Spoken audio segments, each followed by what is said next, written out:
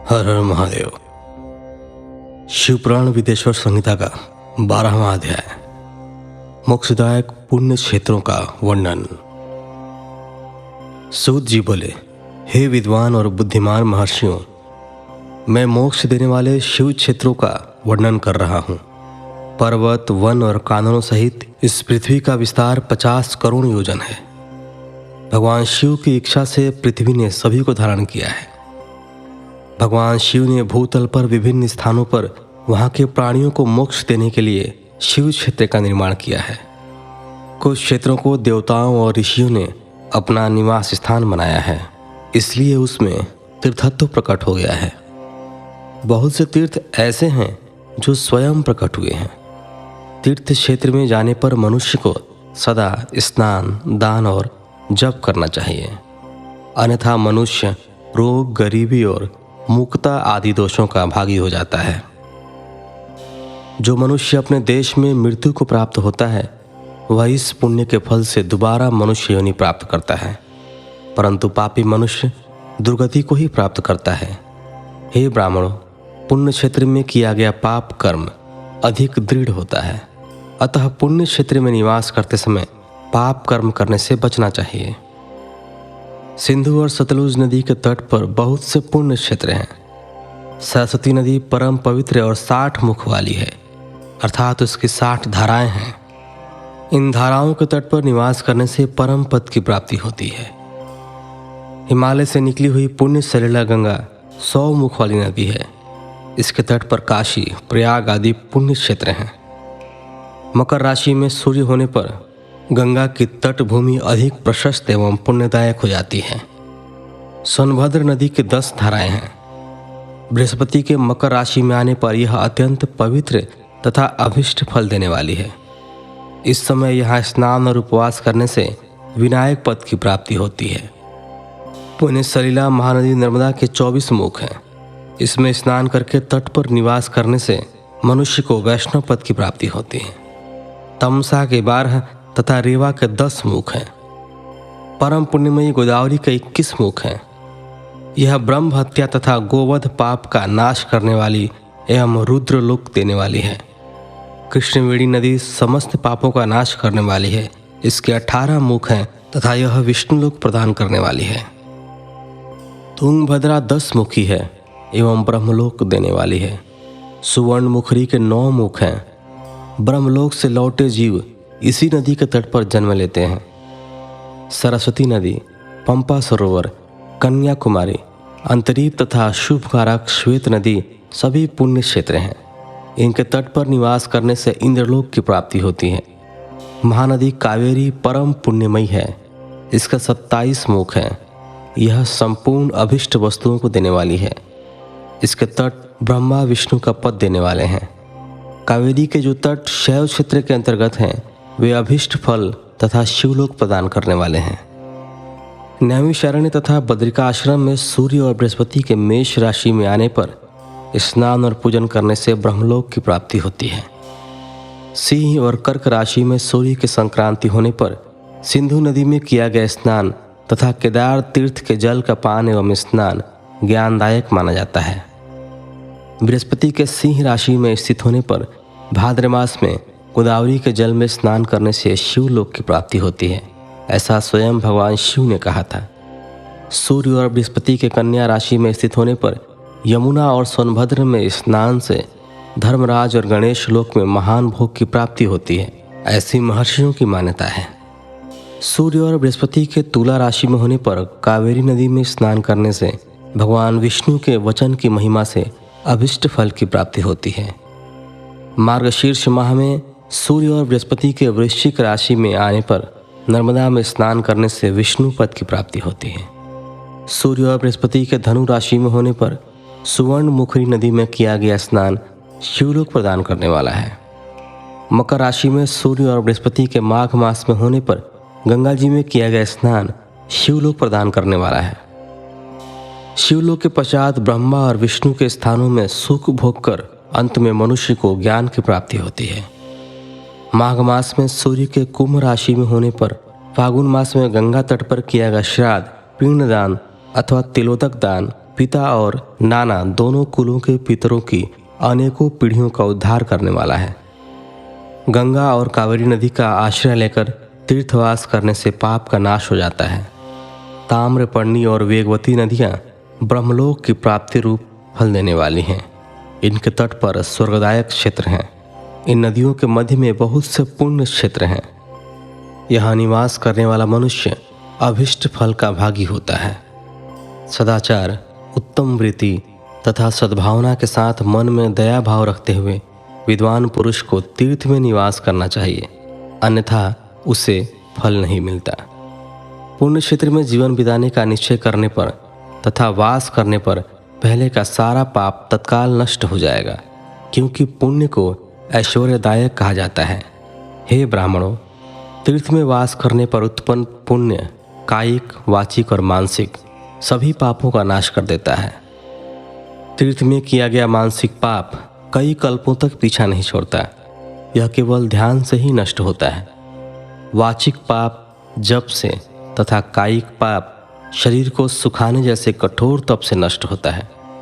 अतः सुख चाहने वाले पुरुष को देवताओं की पूजा करते हुए और ब्राह्मणों को दान देते हुए पाप से बचकर ही तीर्थ में निवास करना चाहिए। 13वां अध्याय सदाचार, संध्या वंदन, प्रणव, गायत्री जाप एवं अग्निहोत्र की विधि तथा महिमा। ऋषियों ने कहा, सूत जी, आप हमें वह सदाचार सुनाइए जिससे विद्वान पुरुष पुण्य लोकों पर विजय पाता है। स्वर्ग प्रदान करने वाले धर्ममय तथा नरक का कष्ट देने वाले अधर्ममय आचारों का वर्णन कीजिए। सूत जी बोले, सदाचार का पालन करने वाला मनुष्य ही ब्राह्मण कहलाने का अधिकारी है। वेदों के अनुसार आचार का पालन करने वाले एवं वेद के अभ्यासी ब्राह्मण को विप्र कहते हैं। सदाचार, वेदाचार तथा विद्या गुणों से युक्त होने पर उसे द्विज कहते हैं। वेदों का कम आचार तथा कम अध्ययन करने वाले एवं राजा के पुरोहित अथवा सेवक ब्राह्मण को क्षत्रिय ब्राह्मण कहते हैं।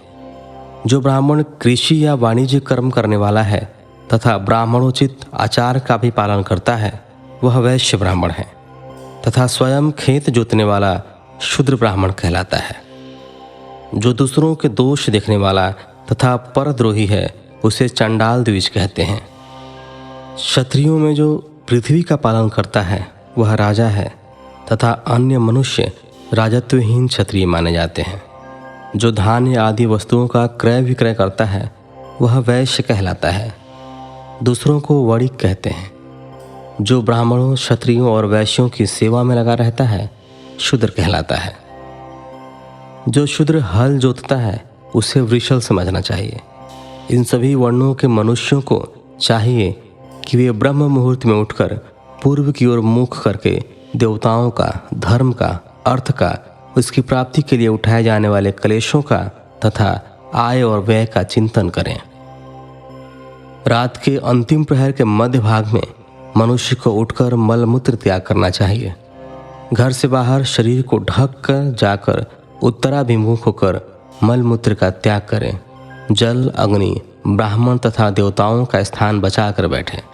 उठने पर उस ओर न देखें। हाथ पैरों की शुद्धि करके 8 बार कुल्ला करें। किसी वृक्ष के पत्ते से दातुन करें। दातुन करते समय तर्जनी उंगली का उपयोग नहीं करें। तदंतर जल संबंधी देवताओं को नमस्कार कर मंत्र पाठ करते हुए जलाशय में स्नान करें। यदि कंठ तक या कमर तक पानी में खड़े होने की शक्ति न हो तो घुटने तक जल में खड़े होकर ऊपर जल छिड़क कर मंत्रोच्चारण करते हुए स्नान कर तर्पण करें।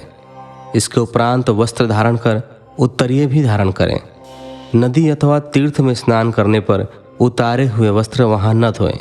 उसे किसी कुएं, बावड़ी अथवा घर ले जाकर धोएं। कपड़ों को निचोड़ने से जो जल गिरता है वह एक श्रेणी के पितरों की तृप्ति के लिए होता है। इसके बाद जाबाली उपनिषद में बताए गए मंत्र से भस्म लेकर लगाएं। इस विधि का पालन करने से पूर्व यदि भस्म गिर जाए तो गिराने वाला मनुष्य नरक में जाता है। आपोहिष्ठा मंत्र से पाप शांति के लिए सिर पर जल छिड़क कर यस्य शयाय मंत्र पढ़कर पैर पर जल छिड़कें। आपोहिष्ठा में 3 ऋचाएं हैं। पहली ऋचा का पाठ कर पैर, मस्तक और हृदय में जल छिड़कें। दूसरी ऋचा का पाठ कर मस्तक, हृदय और पैर पर जल छिड़कें तथा तीसरी ऋचा का पाठ करके हृदय, मस्तक और पैर पर जल छिड़कें। इस प्रकार के स्नान को मंत्र स्नान कहते हैं। किसी अपवित्र वस्तु से स्पर्श हो जाने पर, स्वास्थ्य ठीक न रहने पर, यात्रा में या जल उपलब्ध न होने की दशा में मंत्र स्नान करना चाहिए। प्रातःकाल की संध्योपासना में गायत्री मंत्र का जाप करके 3 बार सूर्य को अर्घ दें। मध्याह्न में गायत्री मंत्र का उच्चारण कर सूर्य को एक अर्घ देना चाहिए। सायंकाल में पश्चिम की ओर मुख करके पृथ्वी पर ही सूर्य को अर्घ दें। सायंकाल में सूर्यास्त से 2 घड़ी पहले की गई संध्या का कोई महत्व नहीं होता। ठीक समय पर ही संध्या करनी चाहिए। यदि संध्योपासना किए बिना एक दिन बीत जाए तो उसके प्रायश्चित हेतु अगली संध्या के समय 100 गायत्री मंत्र का जाप करें। 10 दिन छूटने पर 1 लाख तथा 1 माह छूटने पर अपना उपनयन संस्कार कराएं। अर्थ सिद्धि के लिए ईश, गौरी, कार्तिकेय, विष्णु, ब्रह्मा, चंद्रमा और यम एवं अन्य देवताओं का शुद्ध जल से तर्पण करें। तीर्थ के दक्षिण में, मंत्रालय में, देवालय में अथवा घर में आसन पर बैठकर अपनी बुद्धि को स्थिर कर देवताओं को नमस्कार कर प्रणव मंत्र का जाप करने के पश्चात गायत्री मंत्र का जाप करें। प्रणव के अ, उ और म तीनों अक्षरों में जीव और ब्रह्मा की एकता का प्रतिपादन होता है। अतः प्रणव मंत्र का जाप करते समय मन में यह भावना होनी चाहिए कि हम तीनों लोकों की सृष्टि करने वाले ब्रह्मा, पालन करने वाले विष्णु तथा संहार करने वाले रुद्र की उपासना कर रहे हैं। यह ब्रह्म स्वरूप ओमकार हमारी कर्मेंद्रियों, ज्ञानेंद्रियों, मन की वृत्तियों तथा बुद्धि वृत्तियों को सदा भोग और मोक्ष प्रदान करने वाले धर्म एवं ज्ञान की ओर प्रेरित करें। जो मनुष्य प्रणव मंत्र के अर्थ का चिंतन करते हुए इसका जाप करते हैं वे निश्चय ही ब्रह्म को प्राप्त करते हैं तथा जो मनुष्य बिना अर्थ जाने प्रणव मंत्र का जाप करते हैं उनको ब्राह्मणत्व की पूर्ति होती है। इस हेतु श्रेष्ठ ब्राह्मण को प्रतिदिन प्रातःकाल 1,000 गायत्री मंत्र का जाप करना चाहिए। मध्याह्न में 100 बार तथा सायं 28 बार जाप करें। अन्य वर्णों के मनुष्यों को सामर्थ्य के अनुसार जाप करना चाहिए। हमारे शरीर के भीतर मूलाधार, स्वाधिष्ठान, मणिपुर, अनाहत, आज्ञा और सहस्रार 6 चक्र हैं। इन चक्रों में क्रमशः विद्येश्वर, ब्रह्मा, विष्णु, ईश, जीवात्मा और परमेश्वर स्थित है। सद्भावना पूर्वक श्वास के साथ सोहम का जाप करें। 1000 बार किया गया जाप ब्रह्मलोक प्रदान करने वाला है। 100 बार किए गए जाप से इंद्र पद की प्राप्ति होती है। आत्मरक्षा के लिए जो मनुष्य अल्प मात्रा में इसका जाप करता है वह ब्राह्मण कुल में जन्म लेता है। 12 लाख गायत्री का जप करने वाला मनुष्य ब्राह्मण कहा जाता है। जिस ब्राह्मण ने 1 लाख गायत्री का भी जप न किया हो उसे वैदिक कार्यों में न लगाएं। यदि एक दिन उल्लंघन हो जाए तो अगले दिन उसके बदले में उतने अधिक मंत्रों का जाप करना चाहिए। ऐसा करने से दोषों की शांति होती है। धर्म से अर्थ की प्राप्ति होती है। अर्थ से भोग सुलभ होता है। भोग से वैराग्य की संभावना होती है। धर्मपूर्वक उपार्जित धन से भोग प्राप्त होता है। उससे भोगों के प्रति आसक्ति उत्पन्न होती है। मनुष्य धर्म से धन पाता है एवं तपस्याओं से दिव्य रूप प्राप्त करता है। कामनाओं का त्याग करने से अंतःकरण की शुद्धि होती है। उस शुद्धि से ज्ञान का उदय होता है। सतयुग में तप को तथा कलयुग में दान को धर्म का अच्छा साधन माना गया है। सतयुग में ध्यान से, त्रेता में तपस्या से और द्वापर में यज्ञ करने से ज्ञान की सिद्धि होती है। परंतु कलयुग में प्रतिमा की पूजा से ज्ञान लाभ होता है।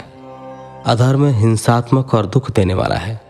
धर्म से सुख व अभ्युदय की प्राप्ति होती है। दुराचार से दुख तथा सदाचार से सुख मिलता है। अतः भोग और मोक्ष की सिद्धि के लिए धर्म का उपार्जन करना चाहिए। किसी ब्राह्मण को 100 वर्ष के जीवन निर्वाह की सामग्री देने पर ही ब्रह्मलोक की प्राप्ति होती है। 1 सहस्त्र चंद्रायण व्रत का अनुष्ठान ब्रह्मलोकदायक माना जाता है। दान देने वाला पुरुष जिस देवता को सामने रखकर दान करता है, अर्थात जिस देवता को वह दान द्वारा प्रसन्न करना चाहता है, उसी देवता का लोक उसे प्राप्त होता है। धनहीन पुरुष तपस्या कर अक्षय सुख को प्राप्त कर सकते हैं। ब्राह्मण को दान ग्रहण कर तथा यज्ञ करके धन का अर्जन करना चाहिए। क्षत्रिय बाहुबल से तथा वैश्य कृषि एवं गो रक्षा से धन का उपार्जन करें। इस प्रकार न्याय से उपार्जित धन को दान करने से दाता को ज्ञान की सिद्धि प्राप्त होती है एवं ज्ञान से ही मोक्ष की प्राप्ति सुलभ होती है। गृहस्थ मनुष्य को धन धान्य आदि सभी वस्तुओं का दान करना चाहिए। जिसके अन्न को खाकर मनुष्य कथा श्रवण तथा सद्कर्म का पालन करता है तो उसका आधा फल दाता को मिलता है। दान लेने वाले मनुष्य को दान में प्राप्त वस्तु का दान तथा तपस्या द्वारा पाप की शुद्धि करनी चाहिए। उसे अपने धन के 3 भाग करने चाहिए, एक धर्म के लिए, दूसरा वृद्धि के लिए एवं तीसरा उपभोग के लिए। धर्म के लिए रखे धन से नित्य नैमित्तिक और इच्छित कार्य करें। वृद्धि के लिए रखे धन से ऐसा व्यापार करें जिससे धन की प्राप्ति हो तथा उपभोग के धन से पवित्र भोग भोगें। खेती से प्राप्त धन का 10वां भाग दान कर दें, इससे पाप की शुद्धि होती है। वृद्धि के लिए किए गए व्यापार से प्राप्त धन का 6ठा भाग दान देना चाहिए। विद्वान को चाहिए कि वह दूसरों के दोषों का बखान न करे। ब्राह्मण भी दोषवश दूसरों के सुने या देखे हुए छिद्र को कभी प्रकट न करें। विद्वान पुरुष ऐसी बात न कहें जो समस्त प्राणियों के हृदय में रोष पैदा करने वाली हो। दोनों संध्याओं के समय अग्नि को विधि पूर्वक दी हुई आहुति से संतुष्ट करें। चावल, धान्य, घी, फल, कंद तथा हविष्य के द्वारा स्थाली पाक बनाएं तथा यथोचित रीति से सूर्य और अग्नि को अर्पित करें। यदि दोनों समय अग्निहोत्र करने में असमर्थ हो तो संध्या के समय जाप और सूर्य की वंदना कर लें। आत्मज्ञान की इच्छा रखने वाले तथा धनी पुरुषों को इसी प्रकार उपासना करनी चाहिए। जो मनुष्य सदा ब्रह्म यज्ञ करते हैं, देवताओं की पूजा, अग्नि पूजा और गुरु पूजा प्रतिदिन करते हैं तथा ब्राह्मणों को भोजन तथा दक्षिणा देते हैं, वे स्वर्गलोक के भागी होते हैं। इस एपिसोड में हमने 12वां और 13वां अध्याय का श्रवण किया। अगले एपिसोड में हम सुनेंगे 14वां और 15वां अध्याय। तो फिलहाल के लिए इतना है। मिलते हैं आपसे अगले एपिसोड में। तब तक के लिए धन्यवाद। हर हर महादेव।